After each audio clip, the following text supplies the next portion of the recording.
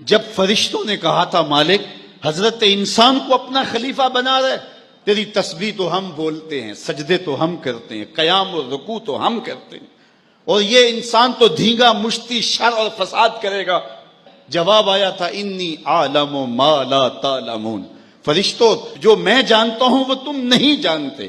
تمہاری نظر عناصر اربعہ پہ ہے، آگ، ہوا، مٹی، پانی، ان چاروں کا مجموعہ فساد نہیں کرے گا تو اور کیا ہوگا؟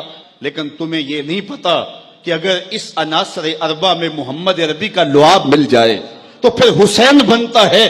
کربلا کے دن رب نے فرشتوں سے کہا ہوگا ذرا جھانک کر کے حسین کے سجدے کی باقی ادا کو تو دیکھو، اور لاؤ سارے سجدے اور حسین ابن علی کے سجدے کو دیکھو۔ سرخروئی کی وہ انوکھی اور البیلی داستان رقم کر کے دنیا والوں کو بتایا کہ سجدے کے یہ بھی انداز ہوتے ہیں۔